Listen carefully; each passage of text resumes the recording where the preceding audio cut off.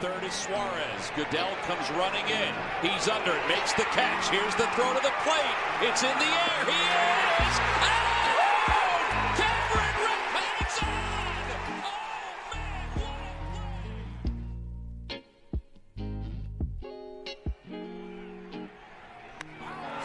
Deep to right field. Way up there and way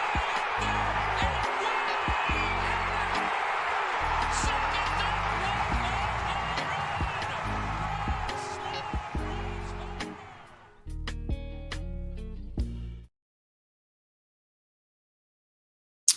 Well, doing a quick solo episode. So we recorded the off day they had 2 weeks ago on a Monday. So 2 weeks ago today. And we didn't think Thompson getting fired.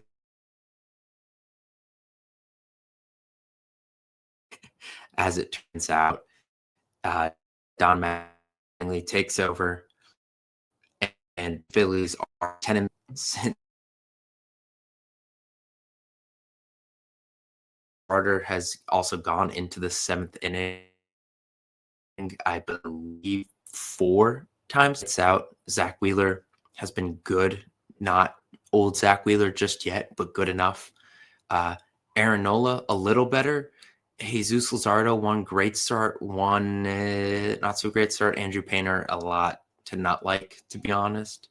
But the offense overall, Kyle Schwarber, 5 home runs in his last 4 games. Bryce Harper's OPS is at 952. Brandon Marsh leading baseball in hitting, well over 350 after a 4-for-4 or 4-hit day, I should say, on Sunday.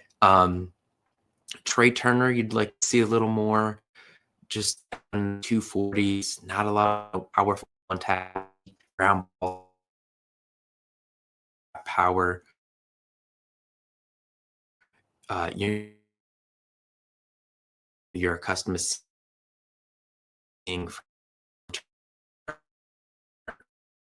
throughout his career. Alec really bad, had 2 that made turn Bryce Stott. And Duran came back, and he was a little shaky his first time back. A lot better on Sunday. Harry, not really loving what's seeing from him, but here we go again. 4 years later, after the Phillies did the same thing with Girardi and Rob Thompson. Now it's Rob Thompson on the other end of it, but Don Mattingly has the team playing well. Now they played the Giants, the Rockies. They have what I would call a feisty road trip ahead. They go to Boston. They face Ranger Suarez. Boston's 6 games under 500, but the weekend they go to Pittsburgh, a team that had 3 games over 500 at the time of this, with Skeens projected to pitch on Sunday against Wheeler. So, yeah, I mean, there's some tests ahead. They have a very insane road trip at the end of this month, actually, at LA, at San Diego. I think that's going to tell us a lot about if they're back or not, how they do on there. Obviously get to that when it gets there, but, you'd say, hey, if they go 3-3 or better, they might actually be onto something. So there's a lot of encouragement to like with this team. As I mentioned, still some things of concern. You just wonder what Andrew Painter is. Will it ever click? He's still young enough where it could come back.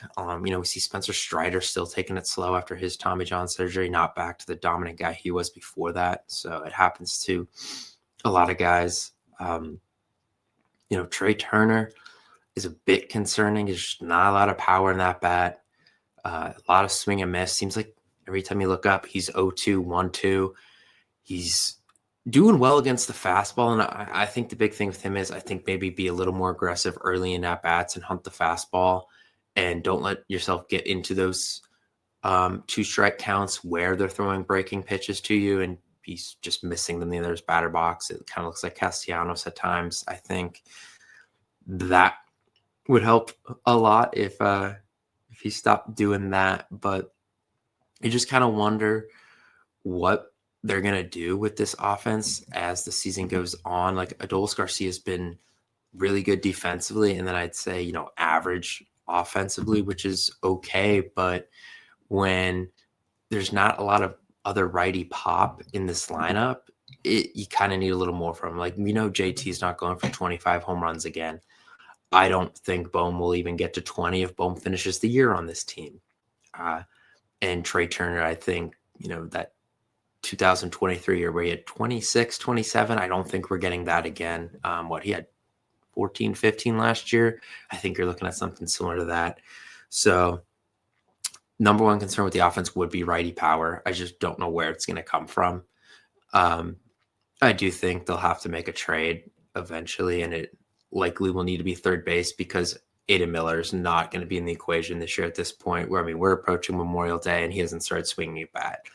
I just think he's out for this year.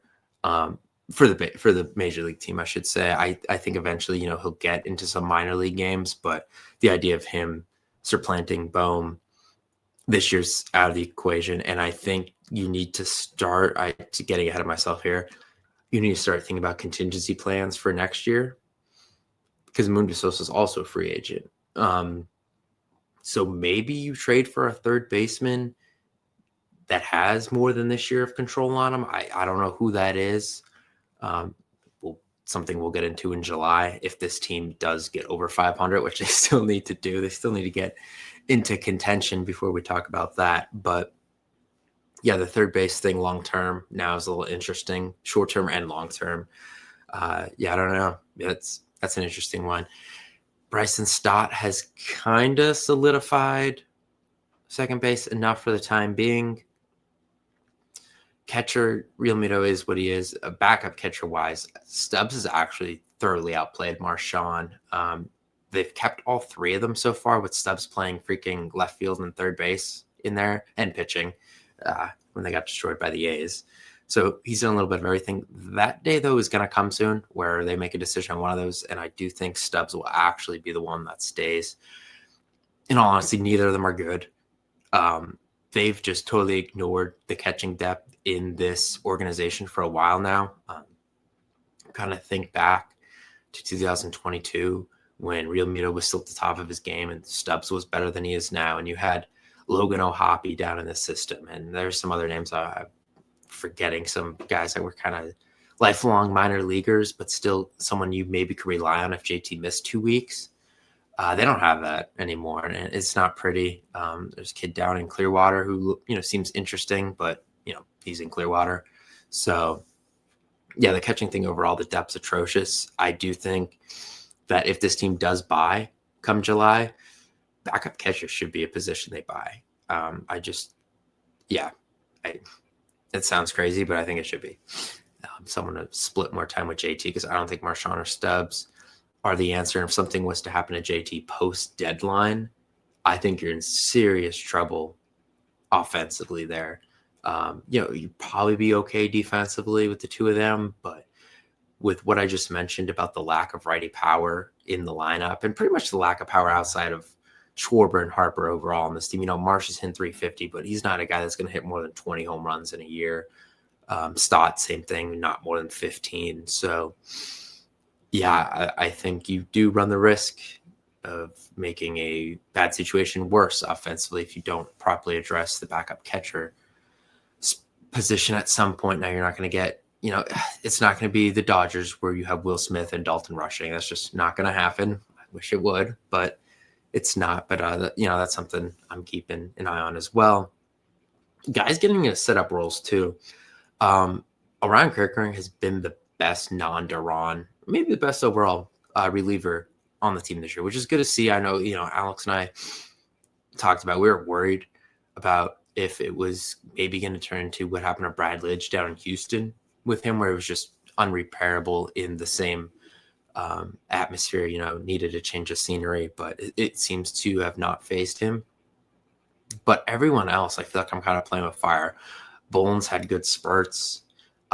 Sugar, if that's how you say it, Sugar, That dude, he's a baller. Not sure if he's on a insanity run like Mesa was earlier in the year, though. So not gonna really count on that.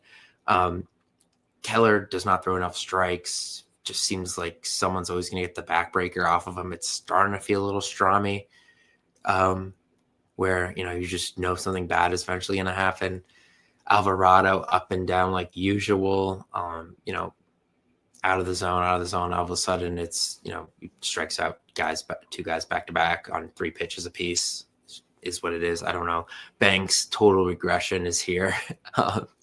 Kind of knew that was going to happen, but not looking as hot. So I think they maybe need to address lefty bullpen situation as well. But, they're surviving for the time being. And the big reason really is, even though I mentioned, the offense has been a top 3 unit in the sport since Mattingly took over, it's really been the pitching outside of really Painter, who 2 of the 3 losses under Mattingly are him. And you had one Luzardo blow up, which they honestly should have won. They came back in the bottom of the 8th, tied the game 7-7, and then bottom of the 10th, it's tied, and you can't make Realmuto bunt. Like if the thing is, if Manning said, I'm not going to make a guy do what he hasn't done, okay, then you know what, you pull me, put Garrett Stubbs in a bunt. You just try to win the game there. Instead, he flies out to short right field, a pop up pretty much, and he doesn't move the runners over. They don't score, and then they lose in the 11th because of Keller. And it was just like it was one loss, whatever. But it's just a game that I think there's still some tendencies with this team that frustrate me, and that was one of them. Where because these guys are old, established guys, we can't ask them to bunt. I just don't understand that. I thought that was maybe a Thompson thing. I don't know. I think Mattingly maybe doesn't know these guys well enough to feel like he can do that. But I think you got to tell him to bunt there, where if he can't, someone goes in there that can. I just don't think it's that hard. I don't care what his name is or how much money he's getting paid or whatever. I just thought that was a little ridiculous in that one situation. But, yeah, the team does look more loose overall.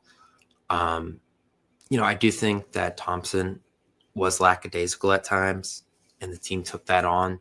There was always the assumption that like we are going to slug or we're going to play better. Like it's going to happen. Like there's no, it'll just happen on its own. And that had kind of paid off for them a couple times in the past when they got off to bad starts. 2023, what they were 8-8, 9-9 to begin 2024.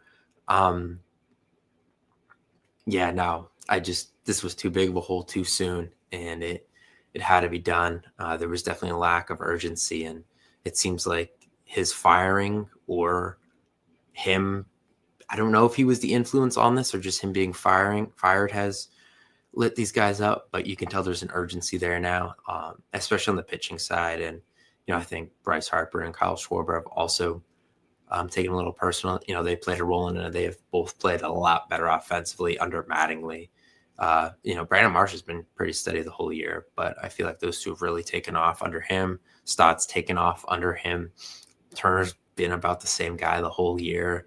Would like to see him click a little bit, where you just get a week where he has, 2 3-hit games and another 2 2-hit games, something like that. Just have a 10 to 12 hit week for him, maybe get him going. It's in there, but got to get it out of him. And I mentioned the road ahead, so we're going to see how this next week goes. I think it's a good test for them because it's not great teams. Like I mentioned, that road trip they have at the end of the year, but it's also not what they played. So you're kind of an uptick in competition. They're kind of slowly working themselves up here. So this is the next challenge, and we'll see how that goes and if Mattingly could keep them invested.